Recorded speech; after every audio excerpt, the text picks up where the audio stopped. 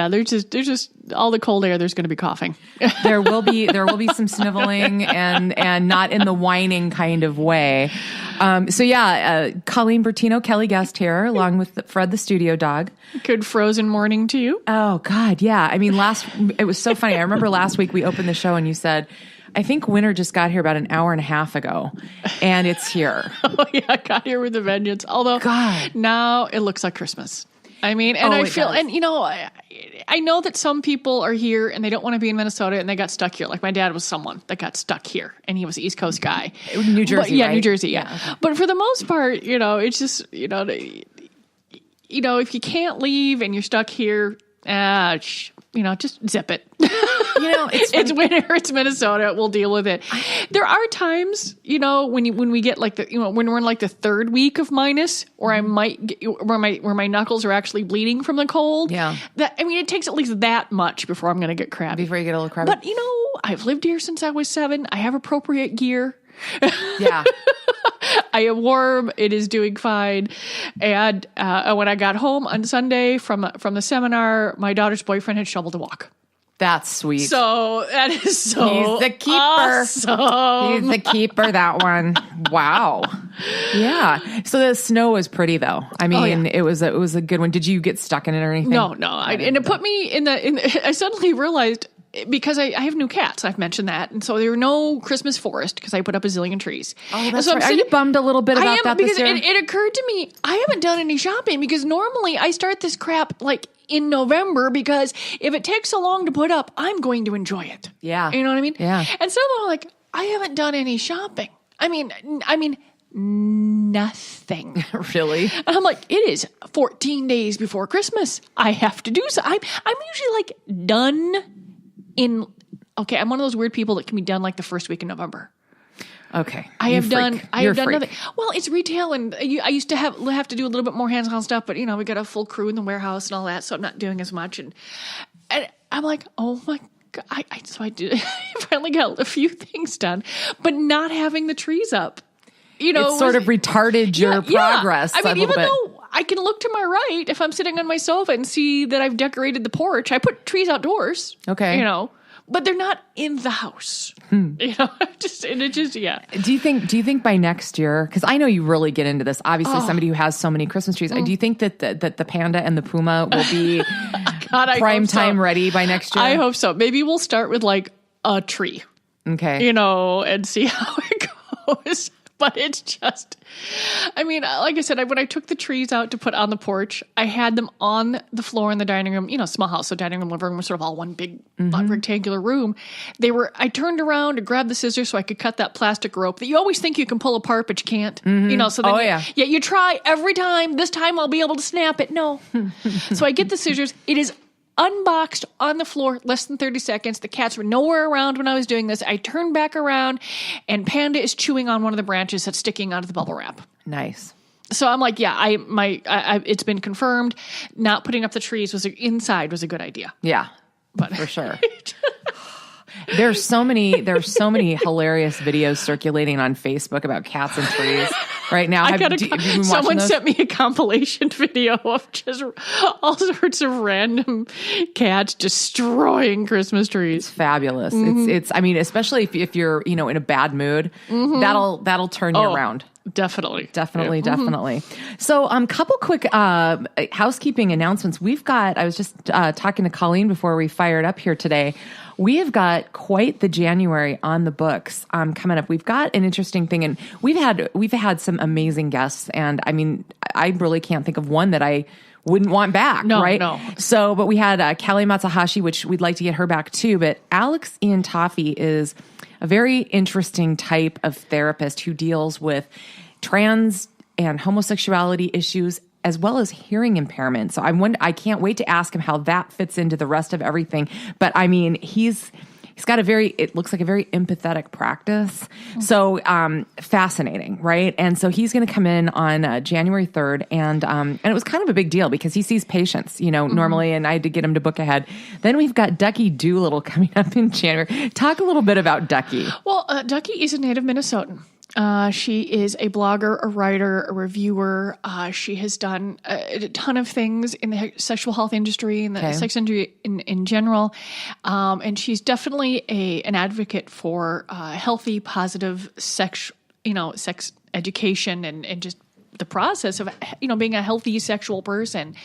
And she is now working with Blush Industries, and they're going to be our company of the month in January. And she's going to be coming in to talk to us about sex positivity and the Blush line. And she's just amazing.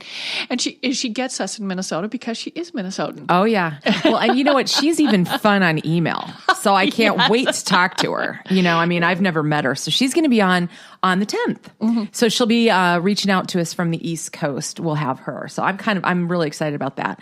In shopping, I'm about the same as every year. I'm not the person that's out on Christmas Eve per se, but I push it. I mean, absolutely. I think I put myself into holiday denial, all the way up until, the last minute. But, I'm right about the same.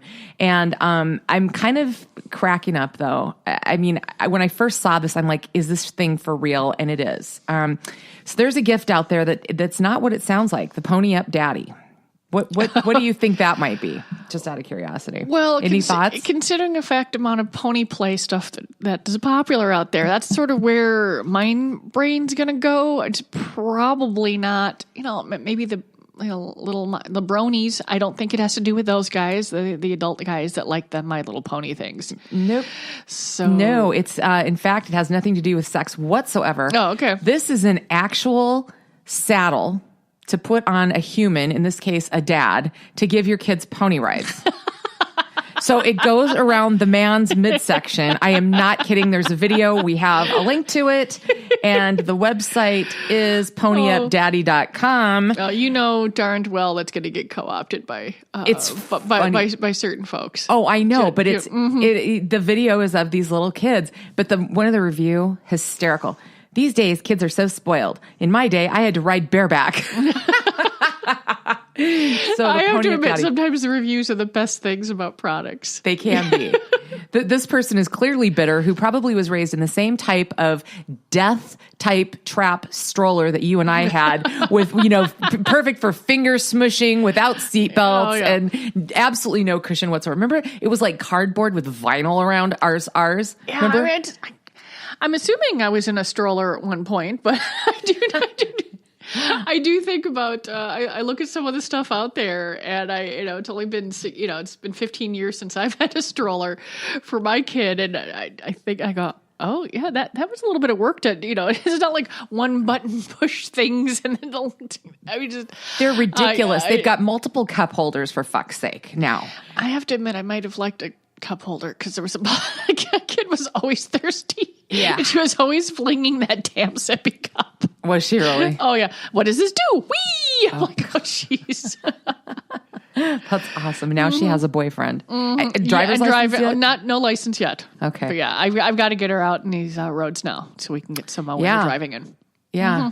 Mm-hmm. That's one thing I am so glad that I didn't have to deal with as a young driver. I grew up in California, and it was just, insane traffic with people firing guns at you, kind of, pick your poison, right? But it's like, I really was not a confident driver because it's harder to practice out there. There's no place to practice. Mm-hmm. And my mom said, you're not ready to get your license. And I didn't until I was 17. And I actually didn't mind because I didn't feel good yet. And I know that sounds crazy and so unkid-like, but I was too scared and I didn't, you know what I mean? It just wouldn't have been a good deal. Quite a few folks, just especially if you live in the cities now and if it's an even, halfway decent public transportation, they aren't even bothering. Yeah. I mean, you've got maintenance and insurance, and if you're really close to everything, it's really quite it's like, what do I need my license for? My daughter's not actually that enthused. I'm the one that's like, get your damn license. Oh yeah, because you know what, having to go back and do it later, I mean, get her done. It's just like learning a language. Teach them when they're little puds, and then they're never going to remember it, and it's all part of their life. Okay, maybe I just am particularly tickled by this story because I have been in the news as a news anchor and, radio person and all this kind of stuff. But this is funny because it's live TV.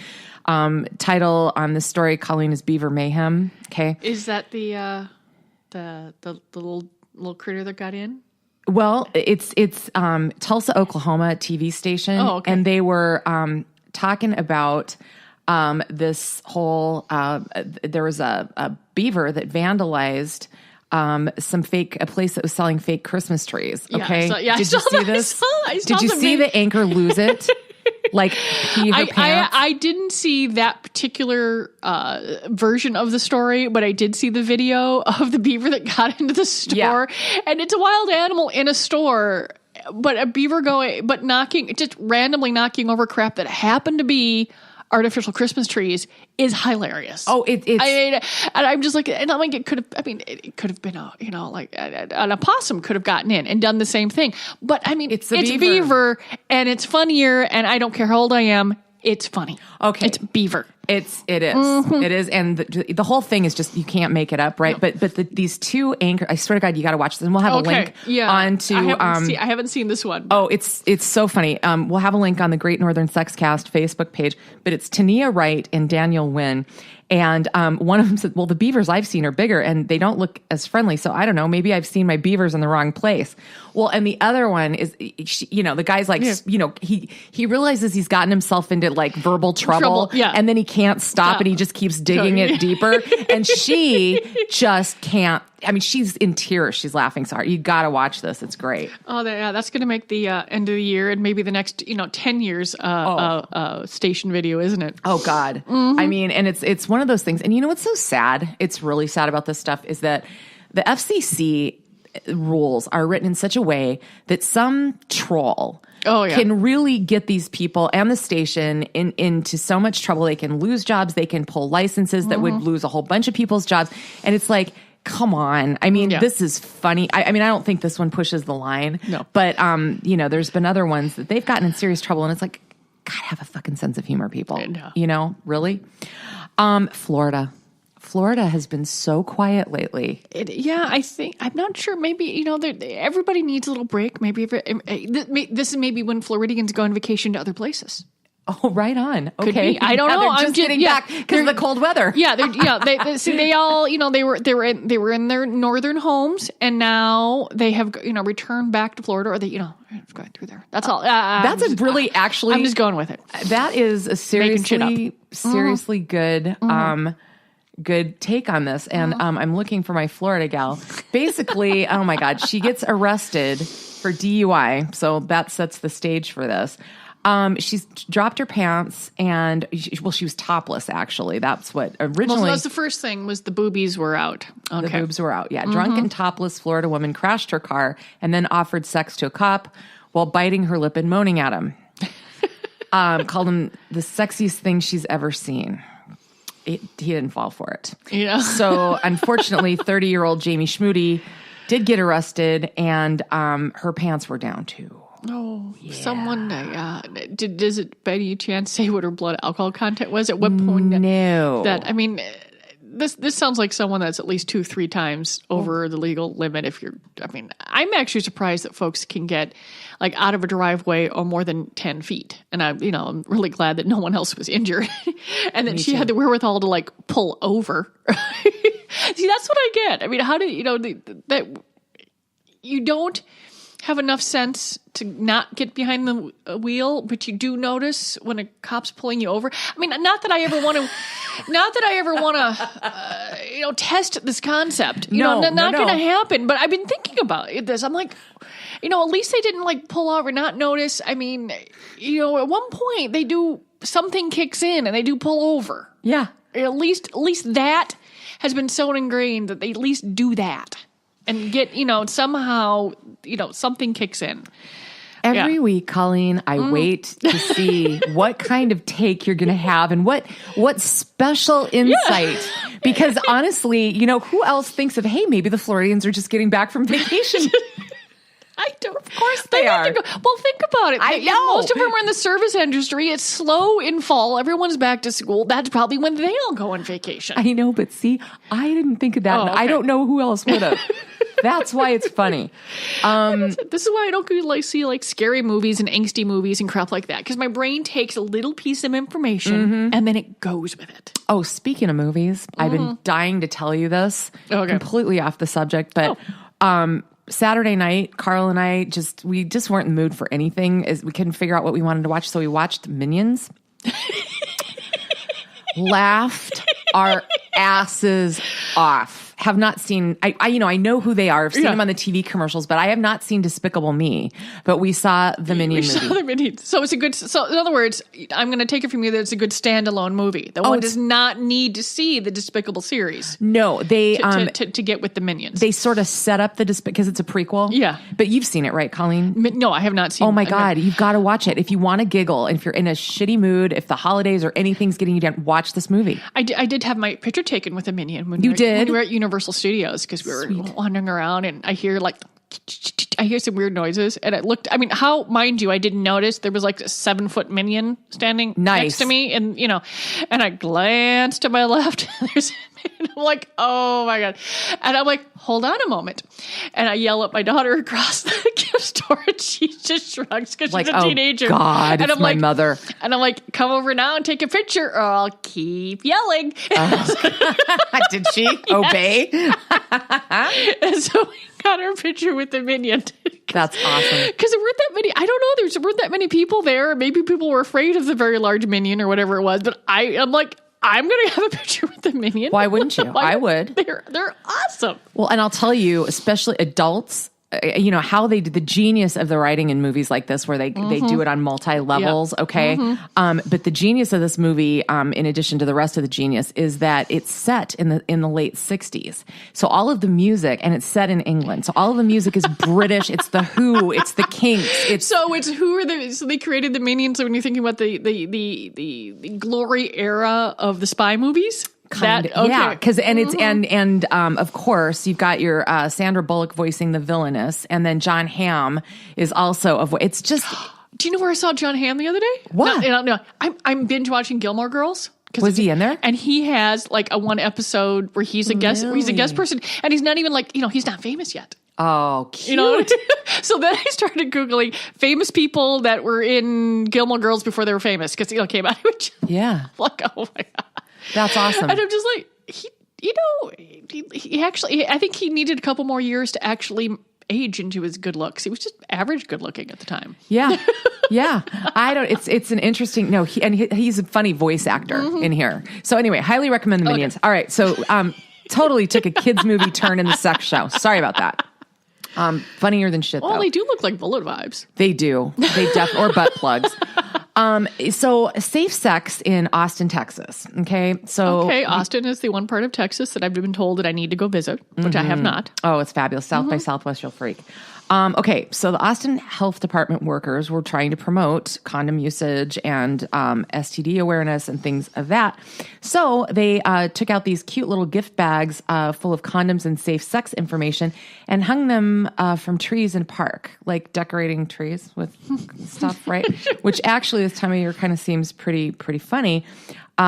Park officials did not realize that this was from the health department, thought it was litter, so they were a little torqued off about it.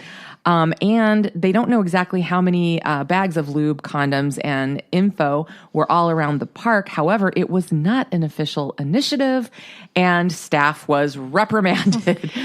But they got in the news. Yeah, they got the news, and they had to talk about it. And I'm sure they just thought, well, okay, we're the city and they're the city, and it's not like they just randomly went to a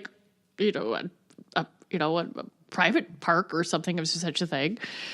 Yeah, but there's just a couple extra phone calls that probably need to be made, because it would have been nice to did they put this out on social media, or is it just you're supposed to just randomly come by, notice? Yeah.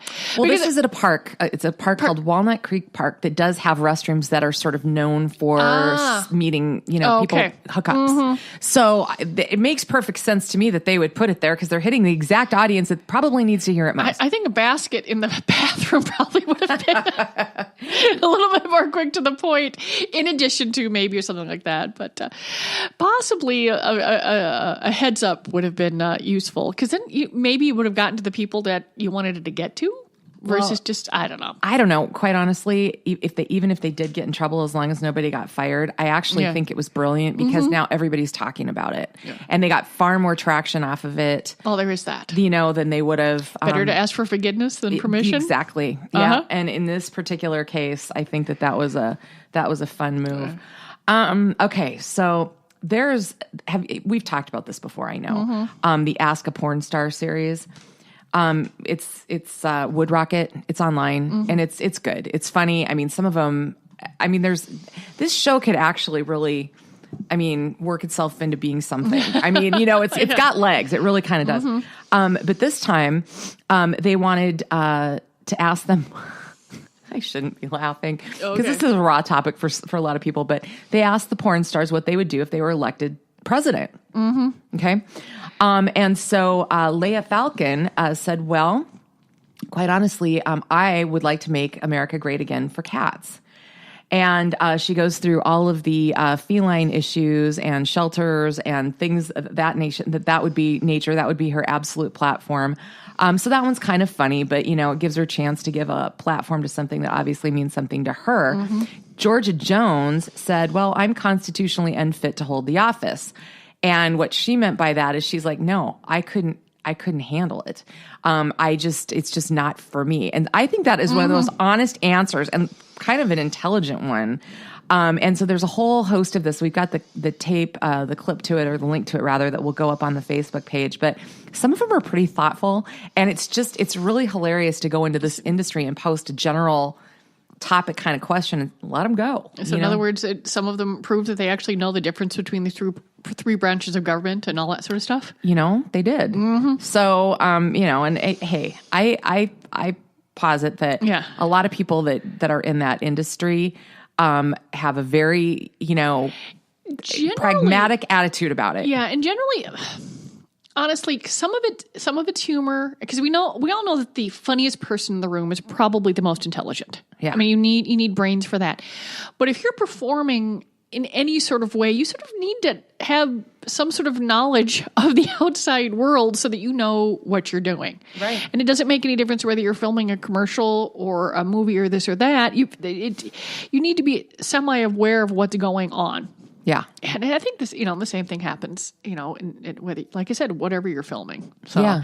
Well, I've met a lot of these folks, and they're very they know exactly what they're doing with their careers and how to promote it, and very, very media savvy and all that sort of stuff. And I would be willing to bet that they've all got like top notch financial advisors. Like they're wondering how long the shelf life of their career is. Yeah. You need, any performer now needs to be aware of how they're doing everything, their social media, especially if you're a musician or you're an adult, because so much stuff is out there for free that you need to know how to do your career. You just can't, it's very different, and the folks need to go out there and, if you're going to get paid for something, you need to be smart about it. Yeah. And so there's, no dummies in the industry that way. Absolutely. And just another quick link, and Megan's going to be bummed at me because I couldn't get a separate link to this, but we'll put the link to the Ask a Porn Star up. And in there's another link that you can go to, porn stars modeling ugly Christmas sweaters. Funny. Worth a peek. I have a semi-ugly Christmas sweater because, it's green. How is that possible? Well, it's green. The thing that entertains me is that I bought it at Southdale when I'm blanking on the name of the shop that has the rag stock. They had a pop-up shop, filled for Christmas, stuff like that. And so I'm going through the sweaters, and I found one, and it's green, and it's got snowmen on the bottom of it and stuff like that. And it's so loud in the mall, but it wasn't until I got home that I took it out of the bag, and I realized there were bells on the bottom of it. And there were bells on the little on some of the scarves that were, extra on. Nice. I'm like, how did I not notice there were bells? I'm like, oh, it makes up like what the. So it was like my own little gift to myself that I didn't. I don't know. It was weird. I like a good Christmas sweater, good ugly Christmas sweater. I really do. Okay.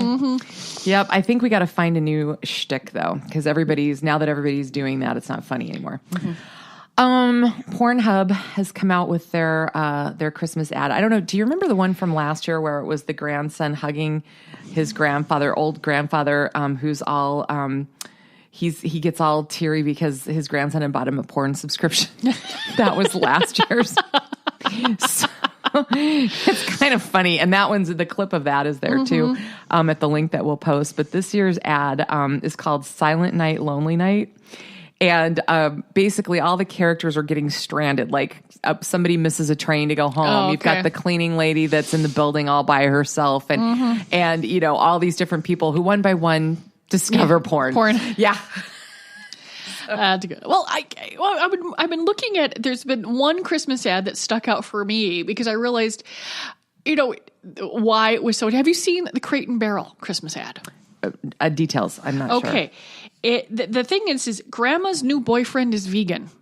Yes. And and grandma's coming home with like a boyfriend that's like 40 years younger and hot. Hysterical. And because I'm watching the commercial and for the life of me, I'm trying to figure out how it has to do with the Crate and Barrel. Then I realized, well, they're just showing all sorts of food, the food, you know, the turkey that was on a platter from Crate and Barrel and now it's vegetables on a platter from Crate. I guess that, I mean, but I'm just laughing because if Grandpa's new girlfriend was a vegan, it wouldn't be funny. But I mean, the idea that hot grandma could have hot boyfriend is like, well, and he's, yeah. Well, and the title of the commercial is "You Got This." I think is what they keep saying. You've got this. Like there's this awkward social situation, but don't worry because you got Crate and Barrel stuff. You've got this. Yeah. But why is that awkward? Is what you're asking. Yeah. Why is it awkward that grandma gets to have a hot boyfriend? Grandma can have a hot boyfriend. I know. And it was a hot boyfriend. I mean, you know, he was cute. Yeah, he was cute. And grandma's and the actress playing grandma had a nice old, had just a confident grin on her face. Yeah. Not a, you know, and it was, I looked at it and went, yeah, that tells you how sort of skewed I get with the industry I'm in, that I look at this and go, why can't grandma have a hot boyfriend? Yeah. But after you giggled yourself, right? Yeah. A little bit? Because I'm trying to figure out serving where, okay, but I think I understand why you are prone to colds and stuff. I think you wear yourself out thinking, and you're constantly run down with this stuff that's just you get your hands on. You're so funny. Okay, we got to go over to across the pond for a minute. And this story is interesting for several different reasons. Everybody knows the name Agatha Christie. Love those when Oh my Miss God. Marple and Hercule Poirot. I can't pronounce that shit. Hercule Poirot. Yeah. Yeah. My mom was a huge fan, read every single one. I knew that because they were all over the house the entire time I was growing up. Well, there's going to be the adaptation of one of her titles called The Witness for the Prosecution, and they're making it into a television movie to be aired, I love this, on the BBC on Boxing Day, which is the 26th of December. We sort of get to have Boxing Day this year because with Christmas on Sunday, everything's closed. Yeah. I mean, there's no bank, there's no stuff like that. It was very fun telling the office staff, yes, our stores are open, but the office, there's nothing to do. Everything's going to be picked up. There's going to be nothing in the stores. You know, I'm like, I have no mail. No one's going to be calling me. There's no deliveries. Yeah. The folks aren't going to be able to do inventories. It's going to take them all day. So we can't start pulling until later. I'm like, we can sit and stare at each other. Yeah. I'm like, no, everyone, which is great because one gal ended up with tickets to the Viking Packer game on Lambeau Field on Sunday. So she's got an extra day to travel and all this sort of stuff. So it'll be fine. Everyone's like, woo. This is cool. So this show is going to star Kim Cattrall of Sex and the City fame. But what a lot of people don't know about her is she's a British national. Oh, okay. Yeah, she's a Brit. And I think she mostly grew up here, so I don't think she has the accent for real. Like, I don't think she's faking her American. Yeah, but she was born there. Her, you know, if she didn't do American, so she running dual citizenship, or she'd been, she grew up here. She here you go again. Here you go again. See, got to figure it out. No, I'm just kidding. No, but here's the funny thing about this. This scriptwriter put in a lot of sex and swear words and all this sort of thing. Now, this story was originally written in 1925, and some people are having a fit saying, "What are you doing? You're trashing up Agatha." And she's like, "No. This is historically correct from the original manuscript." Apparently, have they been scrubbed free over the years to be? To be put out in mass paperback form, to be that franchise that it became so big. And this is the quote. Her stories are incredibly dark and clued up about the horrors in the world. And she wrote in an age, though, where things couldn't be very explicit. So they're taking some artistic license to put it out there in a way that Agatha would have preferred. So in other words, they've taken the innuendo and dropped it and just went for the, okay. That could be a lot of fun. Yeah, and Kim Cattrall stars as a wealthy widow, which I've always been a fan of hers. I think she's pretty spectacular. So I'm hoping that I get to see an edition of this at some point. And she's freaking still hot, and she's in her 60s. Mm-hmm. I mean, she looks amazing.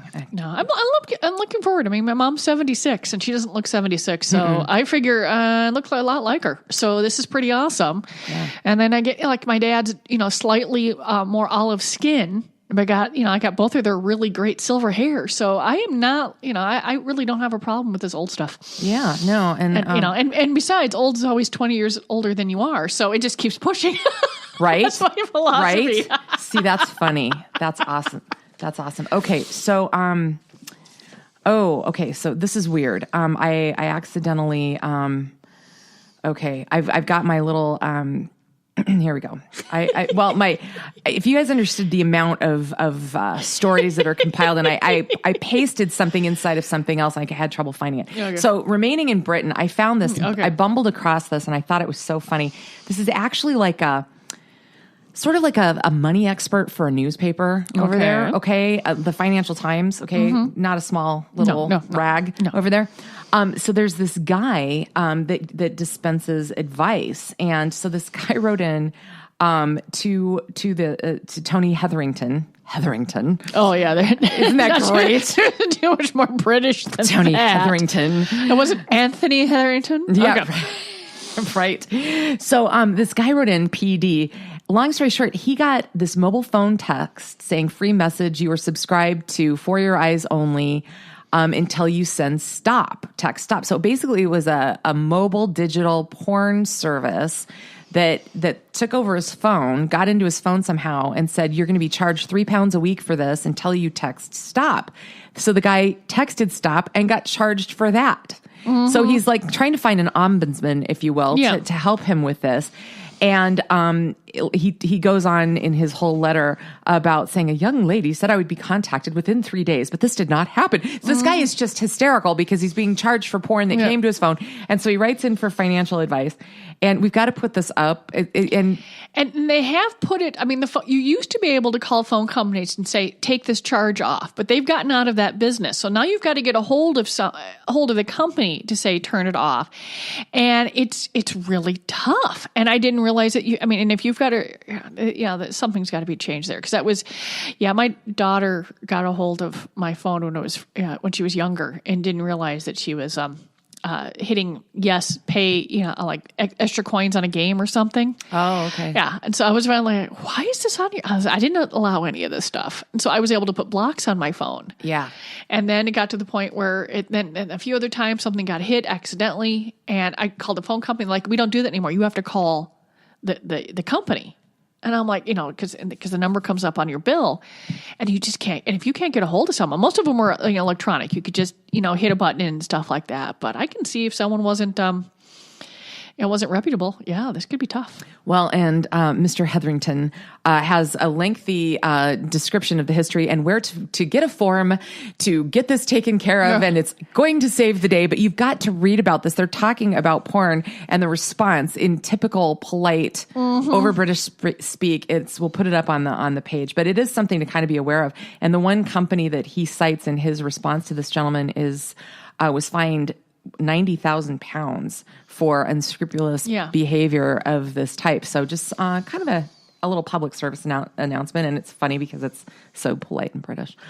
All right. There's a lot of stuff here that we have kind of had to move forward because, well, we kind of get on a roll a lot of the time. And funny, we don't always get to all of our material.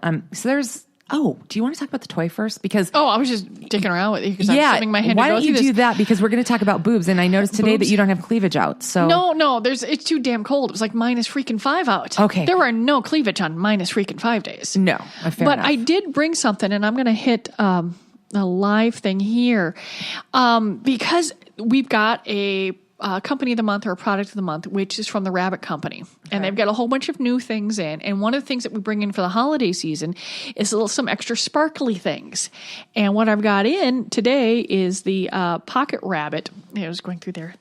And I don't know how well you can see, but sparkly. That is a good looking toy. And I brought a lot of any toys, and I thought I would bring an Audi toy. Okay. It's going through there. And what's really nice about it, oops, I'm making a mess here, is that thing looks like a horny clutch purse. Yeah, it's just, I always think they look like little cocktail forks. But, what's the other? But you just little rabbit ears from the Rabbit Company. It's an Audi. It could go around, around and stuff cool. like that. And you can turn it on. You've got a whole bunch of different things. You got to put it on the microphone. Nice. Yep. Get a little vibe going. That is and really there's different pretty. things. There's like 6 different. So there's 6 functions up and down, but I just love the fact that it has all these lovely sparkles, and there's a couple different lines from them. So if you want to do something a little extra showy for the holidays, and this line is just lovely, and it's so easy. I'm gonna turn it, Ooh, it goes faster and slower. It's just really great. Would a guy like that anywhere? Yeah, you can. It comes in different colors. It's not all pink, but here's the best part.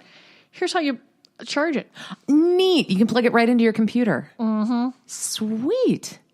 That is really cool. And the other ones have cords, and they're, a lot of them are water resistant and stuff like that. You have to be careful. The blings, you want to keep the bling out of the water. Okay. I mean, they do send extra bling if one.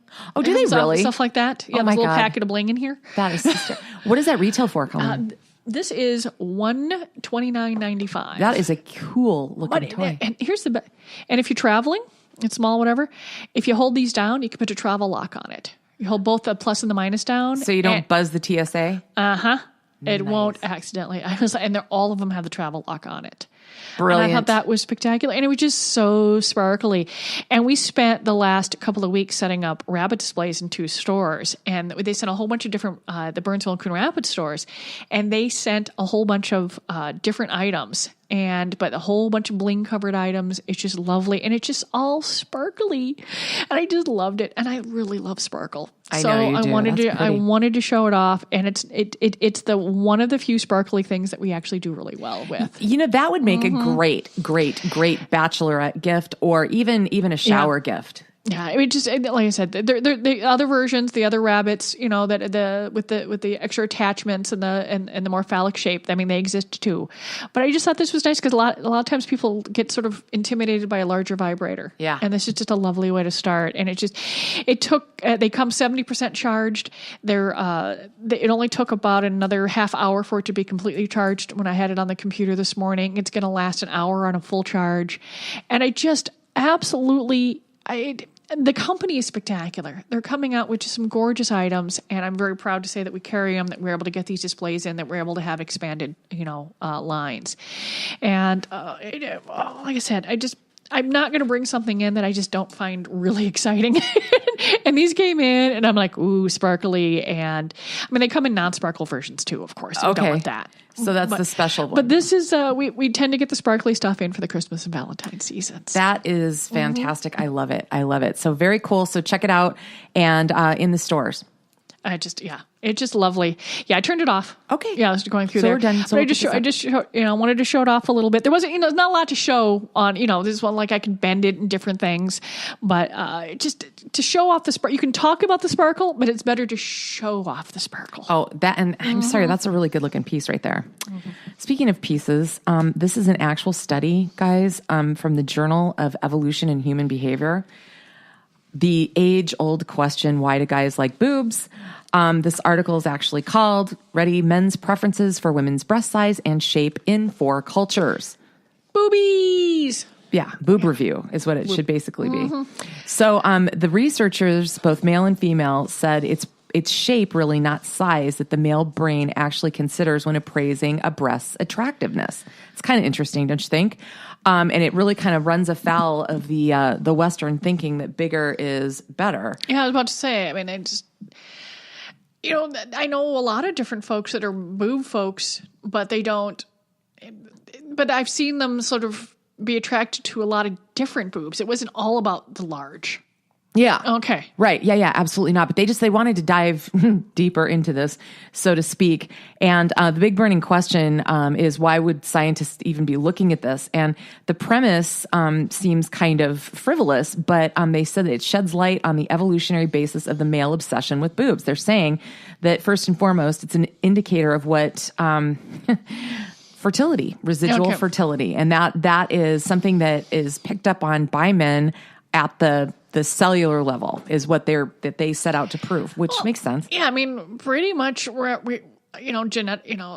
deep down, all of our bodies are trying to figure out who we're going to make the best little babies with, for the most part. Yeah. I mean, you may not want children, but genetically, we're built to find the partner that's going to give us the best chance of getting our genes to go. I mean, that's how evolution works. Mm-hmm. So you've got, what's the most, does it say what the most popular boobie is? Well, they're talking about the 4 areas that they studied: Brazil, Cameroon, Czech Republic, and Namibia, whatever. The most important visual element they're calling was breast morphology, again, shape versus size. Mm-hmm. And they didn't really describe, which particular size, but they said that there's something about the shape that triggers that fertility assumption in a mate. And they said, okay. So then they talked about firmness. They talked about firmness too, being of, like showing substance, whereas if they were floppier, they didn't seem to be as preferred when given the choice between the two. Now, if a guy's got a chance to get his hands on one pair all by itself, he's going to grab that pair. Mm-hmm. But when now you're boobs everywhere, it's like, okay. Well, you would think, I mean, judging by how many women's boobs I know have gotten floppier actually after they have breastfed. They balloon up and then they go down. I would think a little bit of floppy would show that the person has in fact given birth and everything works. But I don't quite. So or maybe, okay, so I'm a little confused by that. But I know. It's interesting with this. So they asked 267 men in the study to rate pictures of different size breasts, and then they analyzed the results. So the size preferences seemed to fluctuate. Medium was the most popular size. Medium, okay, followed by large. But the firmness is what they seem to gravitate for, and more than anything. So the shape and the firmness. Isn't that funny? Kind of surprised me. Medium-sized, medium perky boobs. Well, if I just bought toothbrushes last night, medium, firm, sounds like the toothbrush aisle. I mean, just... I like I said, I've mentioned before that I worked out at the Renaissance Festival, so I've seen my fair share of boobs myself. Oh, yeah. Most of them that you could, are shoved up so damn high that even I thought it looked uncomfortable.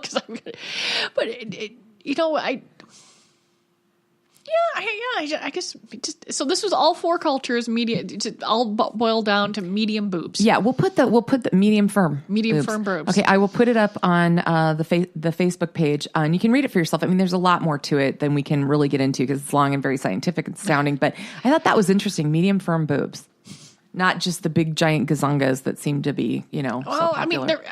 They're eye catching, but maybe they just figured it'd be too much work to haul them around. I know that's a lot of work for the women that have the very large ones to haul around. Oh yeah, I've certainly known. I've known more women who have gotten breast reductions than I've know women who've gotten them larger. Yeah, and then the only women I know who've gotten them larger were pretty much women that had chest with nipples. They just wanted something to make them feel a little bit more feminine, or have the clothing fit. I mean, no one I know, although I know there's, I've seen women that have made things enormous, but most of them were, not close friends. They're like people you see on TV or in an adult movie who did it for a business thing. I have a friend who's 6 feet tall, and she was about a C cup. Mm-hmm. She went and had some double E's installed. But are they in proportion for her because she's a larger woman or 6 foot? Or there's still. They definitely don't look as preposterous on her as they would look on somebody my height, 5 inches shorter. But wow, I got to tell you, they're still big, and it's really hard for anybody to get up to her very pretty face sometimes because it's when I first met her, I was like, oh my God. And I didn't know that they were installed at the time, but yeah, finally it took a lot of getting used to, Colleen. I'm not going to lie. It was just like, holy moly. I don't know. Guys, different preferences. Do you know what a sexual distancer is? Okay. I have an idea in my head. Okay. This one, Psychology Today did a piece on, is your partner's rules ruining sex? And it was about sexual distancers versus sexual, and indubitably that they are paired with a sexual pursuer. So this is this conflict in couples, and so they go through the common excuses that distancers will use, and they give you things to counteract. Okay.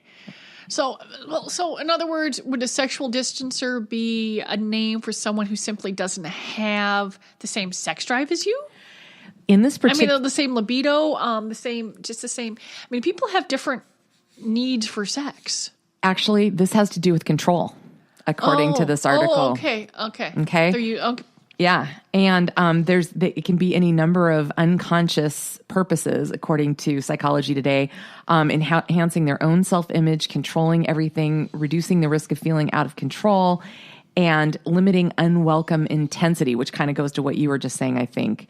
Okay. So if you're the distancer, you control when and where it happens. Exactly. Yeah. That's not a, yeah. My guess is that when you say that it probably works for other things, distancing probably works in other ways too in that relationship. Oh, absolutely. But but they're trying to help people that experience this in their sex life.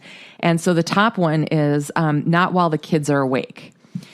And so they're like, here's the tips. And they give you a list of things that you can do, including but not limited to installing a lock on your bathroom door, teaching your kids to knock, and exploring ideas about sexual touch or comments that leave your partner comfortable with a direct and upfront conversation rather than in the moment, so you can wait till the kids go to bed.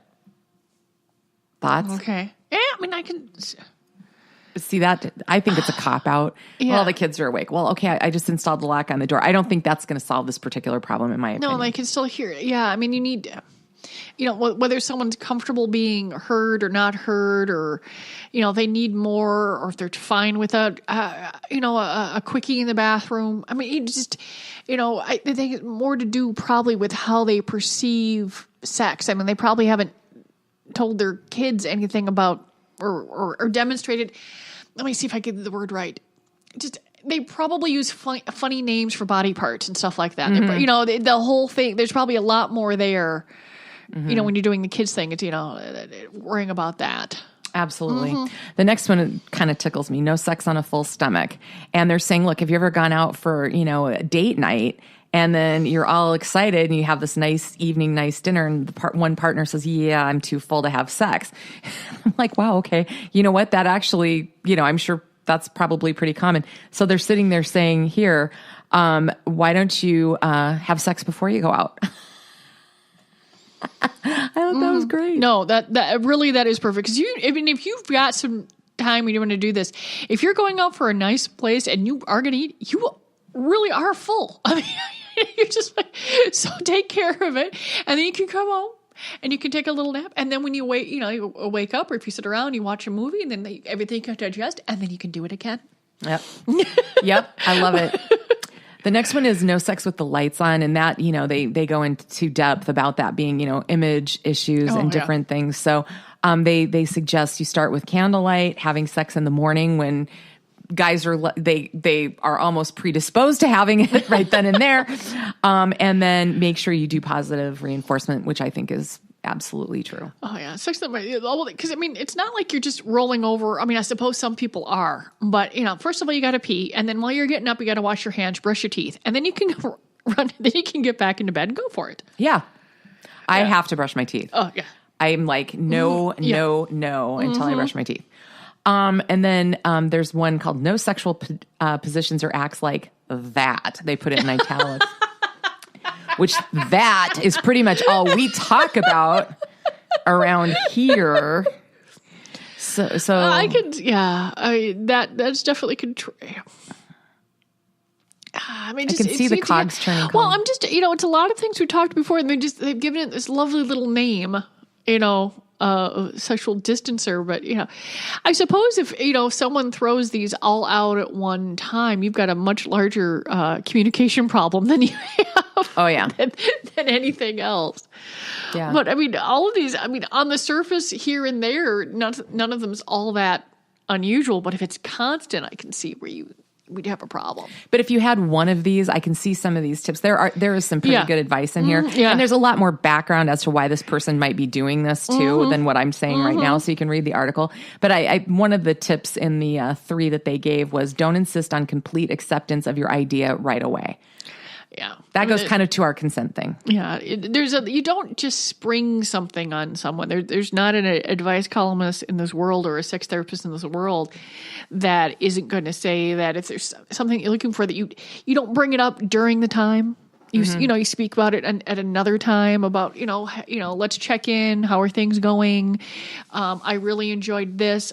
It looked like you're enjoying this. What do you have to say about it? Is there anything you'd like to try? Anything I'd like to, Yep. It's a conversation, but it doesn't happen in the middle of actually having sex or right beforehand. These are conversations that happen out of your sex place. And I won't say the bedroom because people have sex a lot of different places, but it happens outside.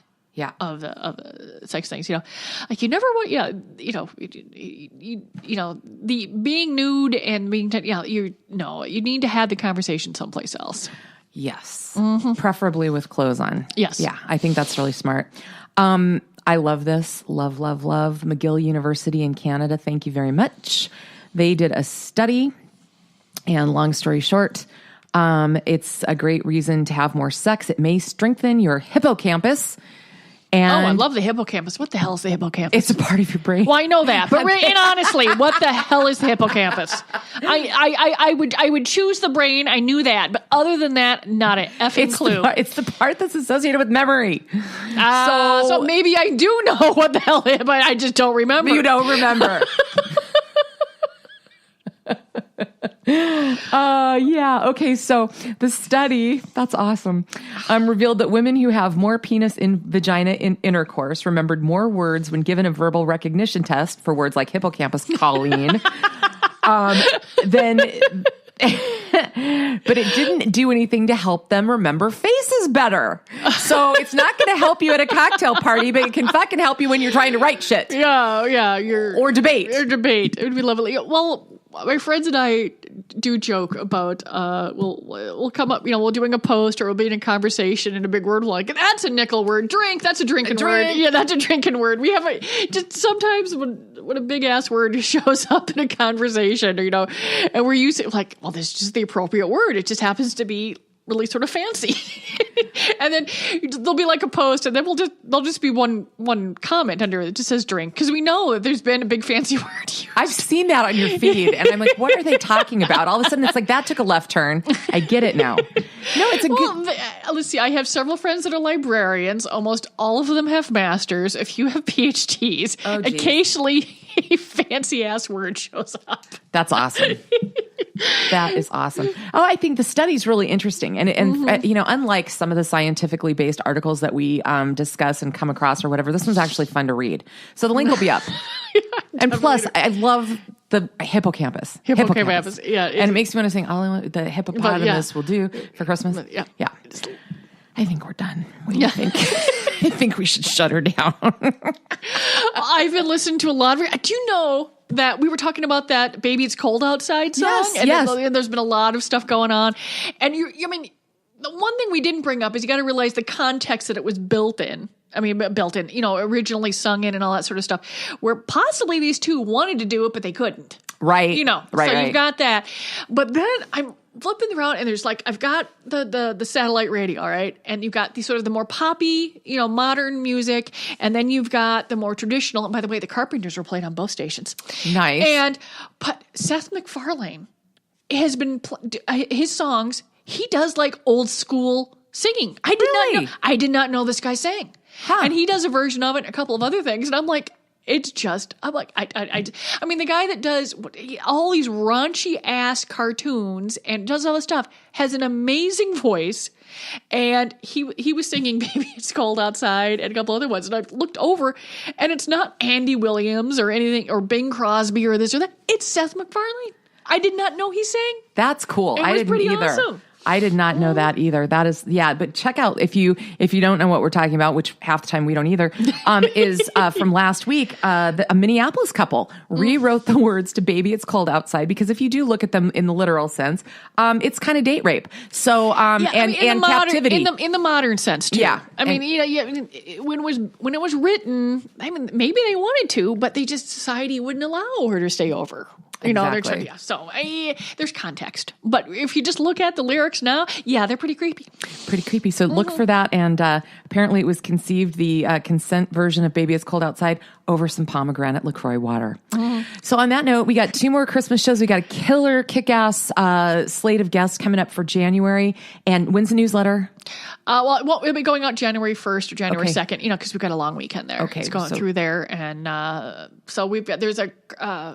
let's see, it already got sent out. You know what I should probably do is figure out how to send it out again in case you missed it or add it. But there'll be one coming out in January 1st. Okay, and you can always ask someone at one of the stores, and you could probably score a copy if you need to, and you can sign up online to get the next one. Sounds good. All right, we'll be back at you next week.